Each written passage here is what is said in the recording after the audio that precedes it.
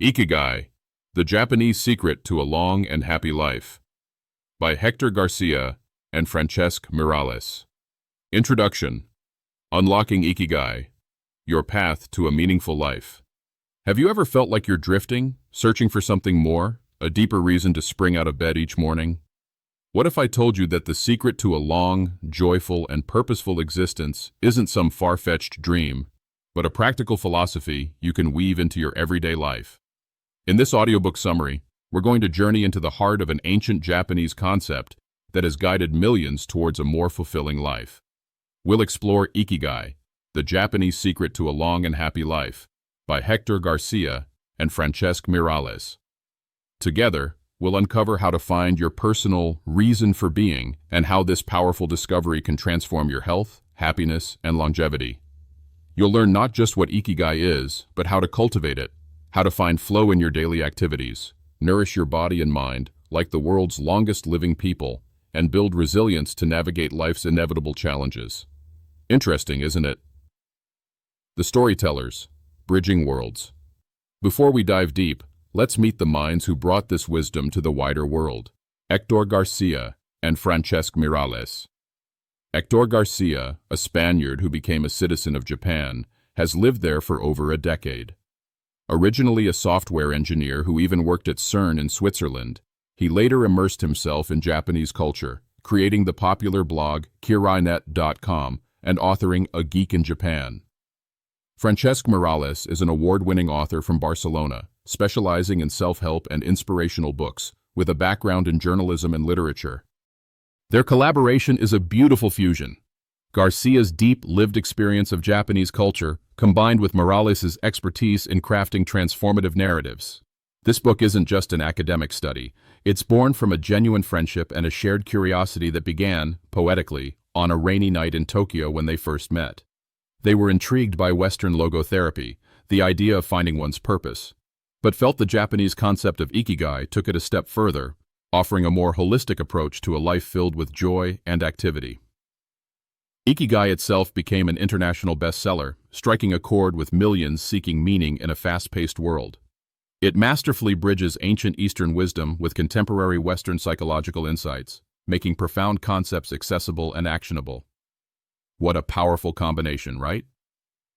The spark. A mysterious word. Our journey begins, as the authors did, with a mysterious word: Ikigai. Roughly translated, it means the happiness of always being busy, or, more profoundly, a reason to live. Imagine having a compass that always points towards what truly matters to you. That's Ikigai. The authors were captivated by Okinawa, an island in Japan with an extraordinary number of centenarians, people living vibrant lives well past 100. Could Ikigai be their secret? They found themselves asking questions we all ponder. What is the meaning of my life?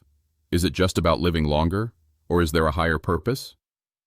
Why do some people radiate passion while others seem lost? Their quest led them to Ojimi, a rural Okinawan village nicknamed the Village of Longevity, boasting the highest life expectancy in the world. But it wasn't just the healthy diet, the green tea, or the subtropical climate. It was something deeper, an uncommon joy, a guiding force in their long, pleasurable lives, their Ikigai. The book promises to share these secrets to give you the tools to find your own Ikigai, because, as they discovered, those who find their Ikigai possess everything they need for a long and joyful journey. Ready to discover yours? Decoding Ikigai, your reason to get up in the morning. So what is this Ikigai? According to the Japanese, everyone has an Ikigai, a raison d'être. Some have found it, others are still searching, but it's there, hidden deep inside. The Okinawans believe it's the reason they get up in the morning. Think of it as the intersection of four vital elements, often visualized as overlapping circles. What you love, your passion. What the world needs, your mission. What you are good at, your vocation. What you can be paid for, your profession. Where these four circles meet, that's your Ikigai. But here's a fascinating insight. Many Japanese people never truly retire in the Western sense of completely stopping work. There isn't even a Japanese word that perfectly captures that idea. They continue doing what they love, what gives them purpose, for as long as their health allows. This continuous engagement, this sense of purpose, is a cornerstone of their longevity. It's not just about a healthy diet, though that's important, but about this profound sense of community and purpose. The people in blue zones, geographic regions where people live the longest, like Okinawa, Sardinia, and Loma Linda, share this trait. They don't just live longer, they suffer fewer chronic illnesses and enjoy remarkable vitality. Fascinating, isn't it? How often do we equate retirement with complete cessation of meaningful activity? Ancient wisdom for modern ailments, anti-aging secrets. This quest for Ikigai is intrinsically linked to a youthful body and an active mind. The classic saying, "A sound mind in a sound body," holds deep wisdom. Maintaining an active, adaptable mind is a key factor in staying young, and it naturally drives you towards a healthier lifestyle. Think of your brain like a muscle. It needs stimulation to stay in shape. Neuroscientist Shlomo Bresnitz argues that when our brain develops ingrained habits, it stops thinking. The antidote? Confront the brain with new information. Step outside your comfort zone, even if it causes a little anxiety. This creates new connections and revitalizes the brain. But what about the villain in our modern lives? Stress. Research shows that stress accelerates aging. When we're stressed, our body reacts as if facing a pathogen, damaging healthy cells. Think about our ancestors. They experienced stress in short, intense bursts, a predator appearing. Today we live in a near constant state of low-grade alert, with notifications pinging, emails demanding attention. This chronic stress is degenerative. Here's the good news. A little stress can be beneficial. Dr. Howard S. Friedman found that people who faced challenges and put their heart into their work lived longer than those who chose a more relaxed lifestyle. The key is managing chronic stress. Mindfulness. Focusing on the self, observing our responses, and connecting with the here and now is a powerful tool. And don't underestimate the power of sleep. When we sleep, we generate melatonin, a potent antioxidant that strengthens the immune system, helps prevent disease, and slows aging. So, are you giving your mind enough novelty and your body enough rest? The Search for Meaning, Logotherapy and Morita Therapy. The book beautifully connects Ikigai to established psychological frameworks, particularly Viktor Frankl's logotherapy. Frankl, a Holocaust survivor, believed that our primary drive in life is not pleasure, but the discovery and pursuit of what we personally find meaningful. One of his poignant questions to patients contemplating suicide was, "Why do you not commit suicide?" The answers often revealed their reasons to live. Logotherapy helps individuals consciously discover their life's purpose to confront their neuroses and motivate them to press forward. Frankl famously quoted Nietzsche, "He who has a why to live for can bear with almost anyhow." This isn't about a peaceful existence, but a challenge we strive to meet.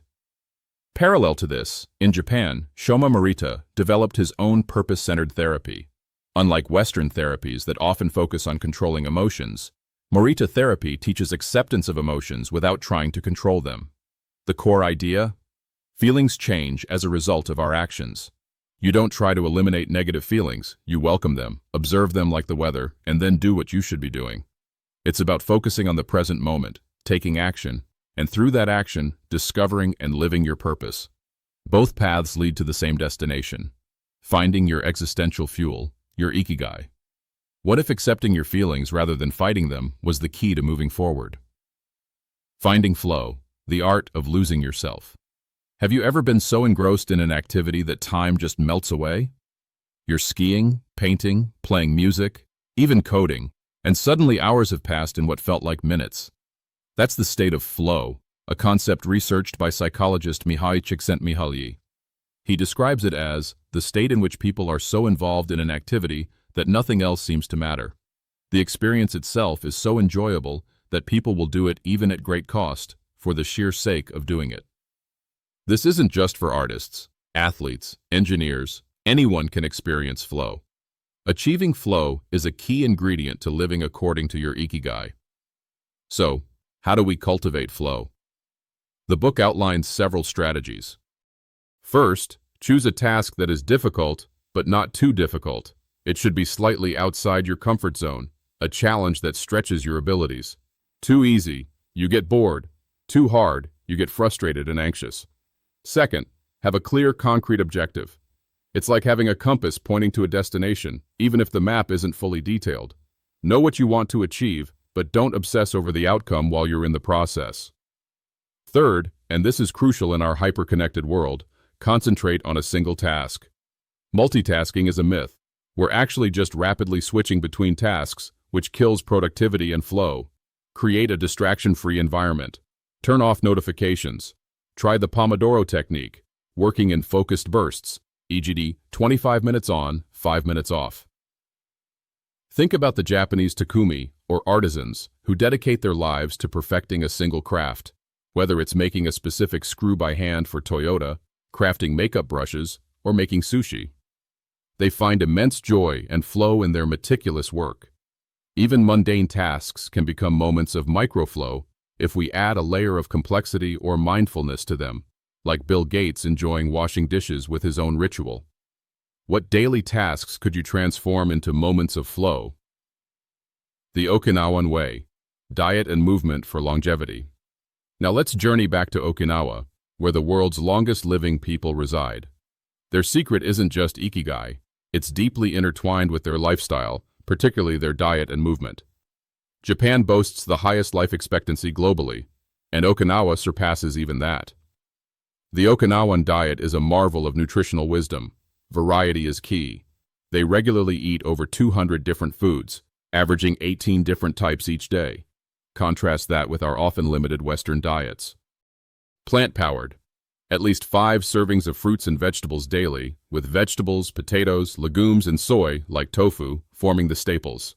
They truly eat the rainbow. Grains as foundation. White rice is a daily staple. Sugar is rare. They consume about a third of the sugar compared to the rest of Japan. Less salt. Significantly less than the Japanese average. Calorie control. And here's a cornerstone. Hara hachi bu. This ancient saying means, fill your belly to 80%. They stop eating when they feel almost full. This isn't about deprivation, but mindful eating, often facilitated by serving meals on many small plates. This calorie restriction is a common thread in all blue zones and is linked to reduced levels of IGF-1, a protein involved in aging. What about specific superfoods?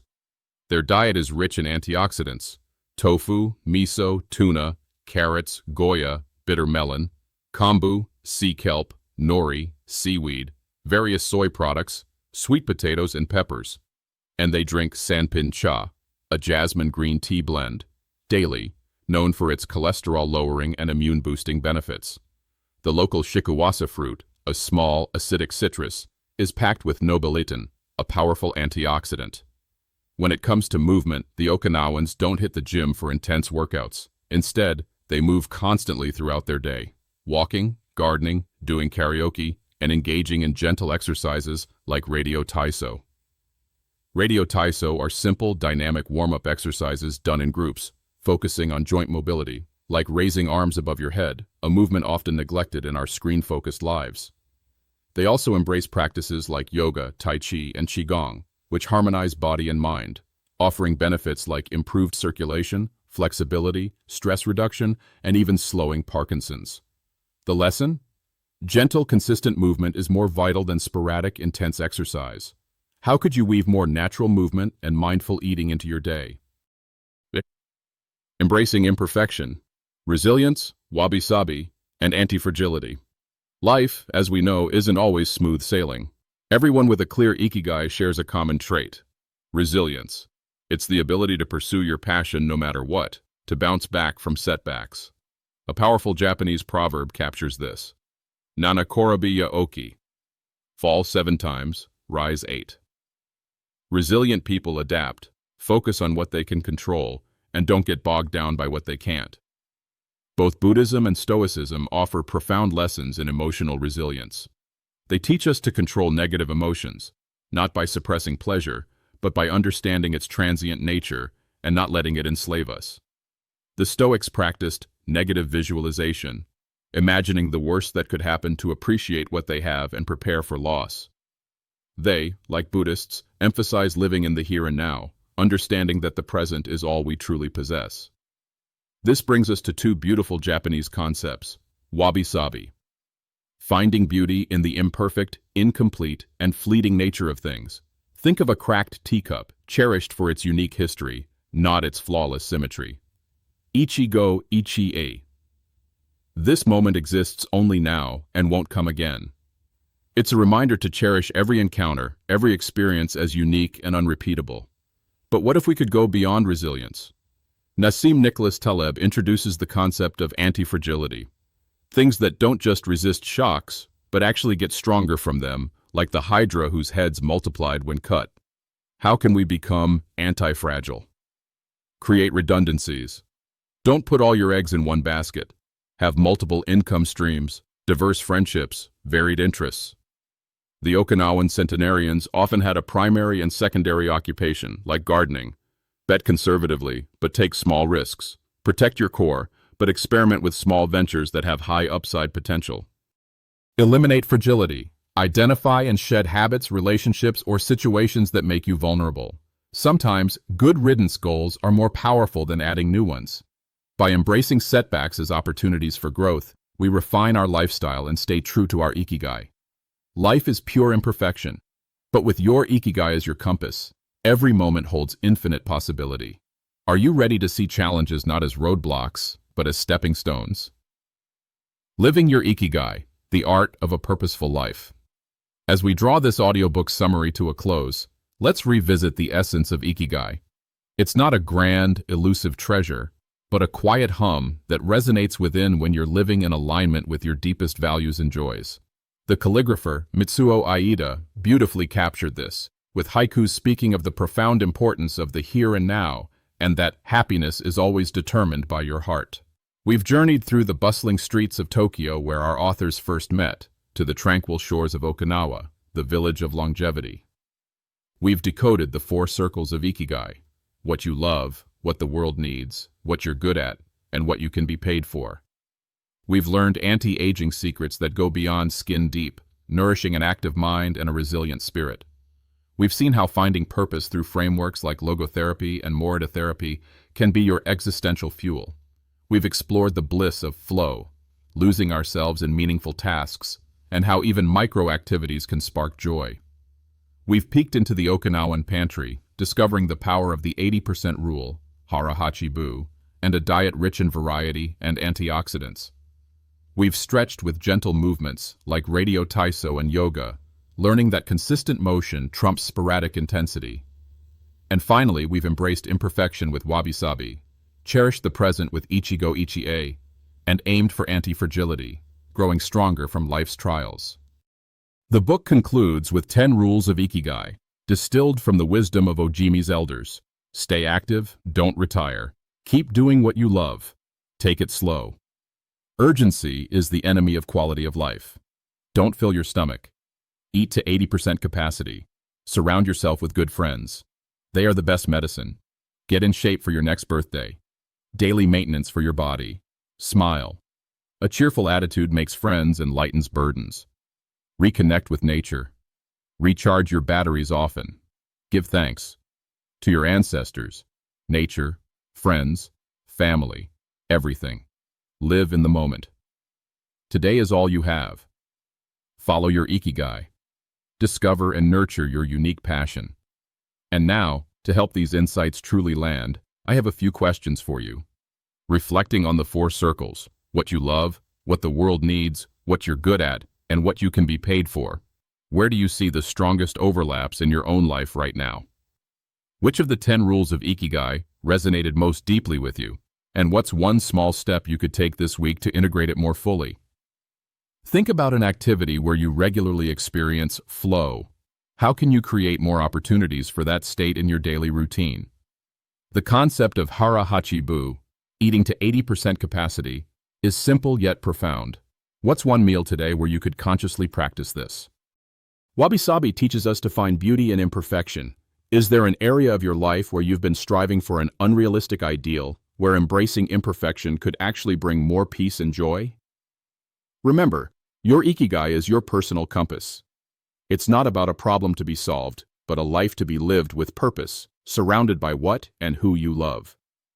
Don't let this be just another interesting listen. Take these insights, these whispers of ancient wisdom, and let them guide you. Your Ikigai is waiting. Continue your journey of growth, keep exploring, and craft a life rich with meaning and joy.